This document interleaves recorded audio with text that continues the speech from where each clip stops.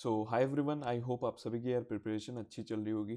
तो अभी से ऑलमोस्ट यार 15 दिनों के बाद आपके बोर्ड एग्जाम स्टार्ट हो जाएंगे। एंड इस टाइम पे यार सबसे ज़्यादा स्टूडेंट्स क्या करते हैं, वो सैम्पल पेपर्स को सॉल्व कर रहे होते हैं। भले ही वो आपके ऑफिशियल स्पेसिमेन पेपर हो गए, ठीक है, या फिर किसी पब्लिशर की आपने बुक ली होगी स्पेसिमेन पेपर्स के, सैम्पल पेपर्स के, या फिर आपने हमारी इग्नाइट पेपर्स लिए होंगे। सो सैम्पल पेपर सॉल्व करने का भी एक प्रॉपर अप्रोच होता है, जिससे आप एक अच्छा आउटकम निकाल सकते हो और बोर्ड एग्जाम्स में एक अच्छा स्कोर ला सकते हो, ठीक है।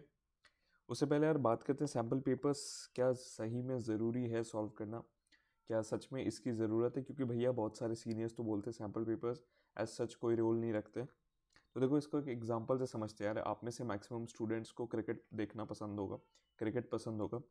सो जो भी यार एथलीट्स होते हैं, वो डायरेक्ट तुम्हारा वर्ल्ड कप जैसे हो रहा होता है, डायरेक्ट वर्ल्ड कप में तो यार नहीं अपना खेलने चले जाते हैं। उससे पहले वो बहुत सारी डेली डेली प्रैक्टिस मैचेस करते हैं। डेली वो एक ही टास्क को बार बार करते हैं, तो जिसमें वो परफेक्ट हो जाते हैं और वर्ल्ड कप में अपना बेस्ट परफॉर्म करते हैं वो, ठीक है।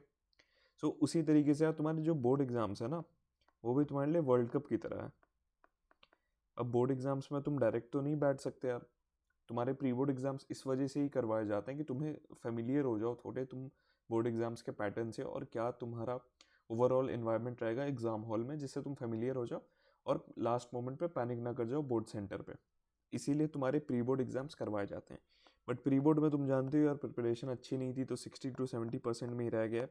और सिर्फ एक टेस्ट ही काफ़ी नहीं होता यार कि तुम बोर्ड एग्जाम्स के लिए रेडी हो जाओ। इस वजह से सैम्पल पेपर्स को मैं सजेस्ट करता हूँ कि हमेशा तुम्हें सॉल्व करना चाहिए, क्योंकि ये एक बहुत अच्छा रोल रखते हैं यार तुम्हारे एग्ज़ाम का फेमिलियर तुम्हें करवाने के लिए कि किस तरीके से का एग्ज़ाम होगा। मेन इनका टास्क वही रहता है, तुम फेमिलियर हो जाओगे तुम्हारे एग्ज़ाम पैटर्न से, किस तरीके से तुम्हारा वो पूरा माहौल रहेगा। एंड कैसे यार, मेन इंपॉर्टेंट जो होता है ना, वो टाइम मैनेजमेंट तुम्हें सिखा देता है। अब जैसे बहुत सारे लेंदी पेपर्स होते हैं यार, मैथ्स हो गया, तुम्हारा हिस्ट्री हो गया, तुम्हारे लैंग्वेज का पेपर हो गया, ठीक है। तो इन तीनों पेपर्स में क्या होता है ना, ये तो बाकी पेपर्स के कंपैरेटिवली थोड़े लेंदी होता है, तो जिस वजह से बहुत स्टूडेंट्स के क्वेश्चंस छूट जाते हैं। कोई स्टूडेंट ने ऐसे पे ही ज़्यादा टाइम दे दिया, सो किसी ने कोई क्वेश्चन में ही वो अटका रह गया। टाइम मैनेजमेंट तो भाई तुमने सीखी नहीं, पहले से तुम प्रैक्टिस करके गए नहीं थे पेपर्स को। तो उसमें क्या होता है, क्वेश्चंस छूट जाते हैं और उससे बड़ा रिग्रेट नहीं होता यार कि तुम्हें क्वेश्चंस आते हुए छूट गए। सो तुम्हारे साथ ऐसा नहीं हो, तो हमें यार सैम्पल पेपर्स एटलीस्ट हर सब्जेक्ट में 2 से 3 सैम्पल पेपर्स मैं सजेस्ट करूँगा सॉल्व करो। और उसमें यार सबसे पहले तुम्हें स्पेसिमेन पेपर अपना सॉल्व करना है, जो तुम्हारा ऑफिशियल CIC के द्वारा मिला है तुम्हें स्पेसिमेन पेपर, उनके साइट से जाकर डाउनलोड करो और उससे प्रैक्टिस करो, ठीक है। क्योंकि डायरेक्ट क्या होता है ना, वहाँ से भी बहुत सारे क्वेश्चंस 20 to 30% क्वेश्चंस तुम देखोगे इधर उसी टाइप के रहते हैं और रिपीट डायरेक्ट हो जाते हैं। इसलिए तुम्हें स्पेसिमेन पेपर सबसे पहले सॉल्व करना है। सो अब बात करते हैं कि कोई भी भैया सैम्पल पेपर हमने लिया है, उसे प्रॉपर अप्रोच किया है यार, किस तरीके से तुम्हें उन पेपर्स को सॉल्व करना है, ठीक है। सो वो बताने से पहले यार, हमारा रैंकर्स टेस्ट सीरीज आपको पता होगा 2 फेब से स्टार्ट हो रहा है। अगर अभी तक एनरोल नहीं किया तो कर लो यार, क्योंकि इन 9 दिनों में यार तुम्हें 9 सब्जेक्ट्स के टेस्ट मिलेंगे, ठीक है। 9 सब्जेक्ट्स के टेस्ट यहाँ पे कंडक्ट हो रहे होंगे, जिसमें हर दिन तुम्हारे यहाँ पे 2 टाइप के टेस्ट होंगे। एक तुम्हारा इंटरैक्टिव टेस्ट होगा और एक तुम्हारा टेस्ट पेपर दिया जाएगा, जिसके जो तुमको पूरा फेमिलियर कर देगा बोर्ड एग्जाम्स के लिए। और इसमें most probable set of questions हमने इंक्लूड किए।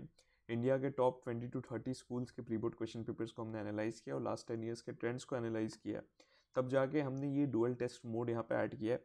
और बोनस पॉइंट में तुम्हें हर सब्जेक्ट के चैप्टर वाइज तुम्हें माइंड मैप्स मिलेंगे क्विक रिवीजन के लिए, कि टेस्ट से पहले यार तुम क्विकली एक बार रिवाइज कर लो, देन दोनों टेस्ट अटेम्प्ट करो। इस टेस्ट का मेन मोटिव ये है ना, अगर तुम यार कोई 60-70% वाले बच्चे हो ना, जो प्री बोर्ड एग्जाम से भैया 60-70 में ही अटक गए, हमें इसे कैसे 90+ लाना है, ठीक है। वो भी 9 दिनों के अंदर मैं ऐसे क्वेश्चंस तुम्हें सॉल्व करवाऊंगा।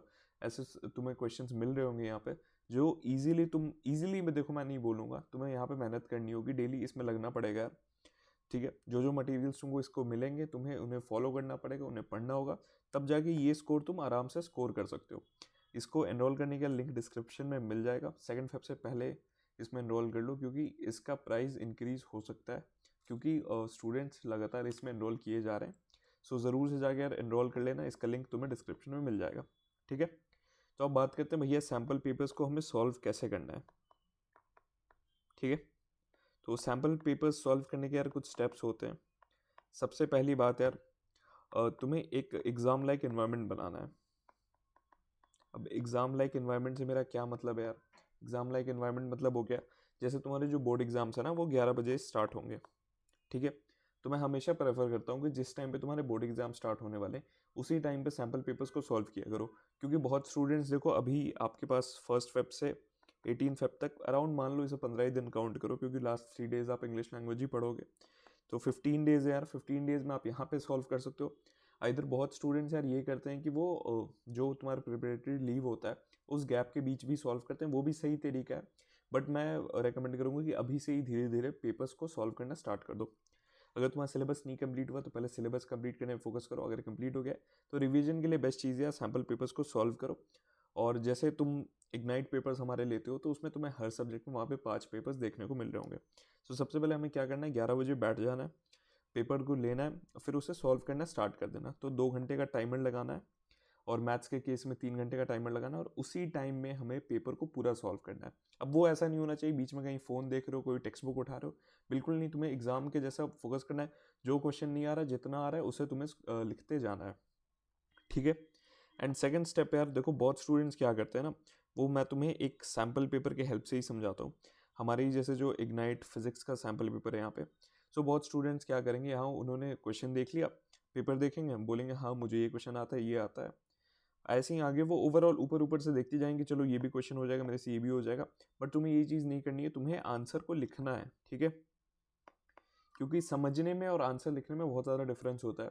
तुम्हें आंसर्स को प्रॉपर फ्रेम करके यहाँ पे लिखना है, खास करके तुम्हारे इंग्लिश वाले जो सब्जेक्ट्स हो गए, हिस्ट्री सब्जेक्ट्स हो गए, उसमें तुम्हें आंसर्स को फ्रेम करके यहाँ पे लिखते जाना है। भले ही जो क्वेश्चन तुम्हें आ रहा हो, तुम्हें वहाँ पे वो क्वेश्चन को लिखना है।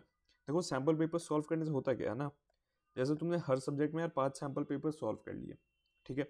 5 नहीं, एटलीस्ट चलो मैं 3 ही मानता हूँ, तुमने 3 सैम्पल पेपर सॉल्व कर लिए, तुम्हारे 10 सब्जेक्ट यहाँ पे, तो 30 पेपर्स तुमने सॉल्व कर लिए। अब 30 पेपर्स में क्या होता है, हर एक चैप्टर से ना अलग अलग टाइप के क्वेश्चंस यहाँ पे तुमने इंक्लूड मिल जाएंगे। हर एक चैप्टर से जितने पॉसिबल सेट ऑफ क्वेश्चंस है कि एक क्वेश्चन को इस तरीके से पूछा जाता है, वो सारे तुमको तुमने अलग अलग तरीके के क्वेश्चंस ऑलरेडी कर चुके हैं। तो अब इतनी बेकार तो तुम्हारी यार किस्मत नहीं हो सकती कि बोर्ड के पेपर में तुम्हारे इससे बाहर से क्वेश्चन आ जाए, वो भी तो एक पर्टिकुलर तुम्हें जो सिलेबस मिला है उसी में से आने वाला है, उसी टाइप के क्वेश्चंस आने वाले हैं। सो तुम्हारे पास ऑलरेडी तुमने वो क्वेश्चंस कर चुके होंगे जो तुम बोर्ड एग्जाम में करने वाले होंगे। सो ये एक प्लस पॉइंट होता है सैम्पल पेपर सॉल्व करने का, ठीक है? तो हमें आंसर्स प्रैक्टिस करना है, यहाँ पे लिखना है। एंड जो फाइनल स्टेप होता है सेल्फ इवेल्युएशन। बहुत स्टूडेंट्स क्या करते हैं, डायरेक्ट वो पेपर लिखते जाते हैं, पेपर लिखते जाते हैं। तो वैसे तुम्हें नहीं करना है, तुम्हें बैठ के सेल्फ इवेल्युएट करना है कि मुझे कितने मार्क्स आ रहे हैं। जो तुम्हारा यार कोई भी तुम सैम्पल पेपर सॉल्व करोगे, तुम अगर हमारा सैम्पल पेपर देखोगे या किसी और भी पब्लिशर का, वहाँ पे तुम्हें मार्क्स एलोकेटेड दिखते, तुम्हें टेक्स्ट बुक उठाना है, सेल्फ इवेल्युएशन स्टार्ट कर देनी है कि मुझे फॉर एग्जांपल 80 नंबर के ये पेपर है, तो मुझे उसमें कितने स्कोर आ रहे हैं, और उस हिसाब से तुम्हें एनालिसिस करना है कि तुम्हारे किस चैप्टर में वीक है, उस पर तुम्हें थोड़ी ज़्यादा ध्यान देना है, थोड़े उसके नोट्स बना लो, उसका रिवाइज करो।